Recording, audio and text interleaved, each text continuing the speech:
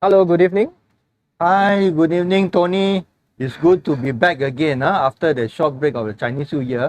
And then let me just let us take the opportunity to wish what do you call this the 9th day of this Chinese New Year, especially for the what do you call the clan of the Hokkien dialect people. Okay, so happy Pai Ting Kong lah, according to Chinese. Yeah, okay. So um, Tony, so what do we have to add value back to our audience this time after the Chinese New Year short break?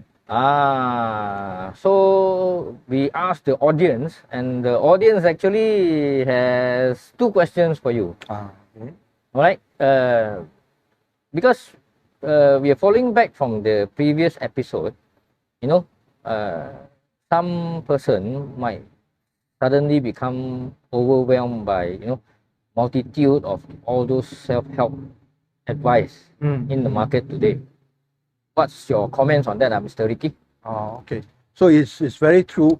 We are now living in the age whereby we are being bombarded by information, or not necessarily data, but just pure information from all angles and all compass direction and all that. So it comes to this thing called information overload.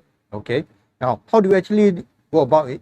That is, now if you have followed our previous this Chinese New Year ang pao that interview, so we did mention and go quite in depth on this thing, the goal setting part called Smart Edison.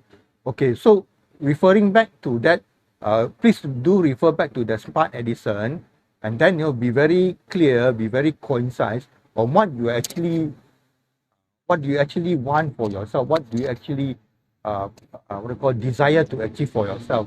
So with that, get into resonance with one of the goal setting methodologies, and of course your desired outcome, and then you can filter through and you sieve out all these so-called quantum leap kind of method they are actually propagating to sell to you, quantum leap and then shortcut this and that. See, so for me, I feel, and the Kaizen improvement method, the 1% improvement method, so we believe in building very strong foundational framework, and never for even one moment of your life to discount that this 1% thing is actually very negligible. It's not, because as you build up accordingly, the 1% on top of the other 1%, so you must come to realize already by now, there's this thing called compounding effect, and compounding effect is very powerful.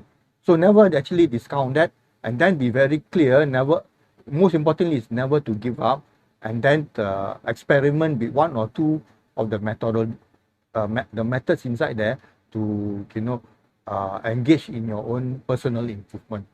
So my sharing on that part, Tony. Okay, thank you, sir, for the first part. Let's continue the second part.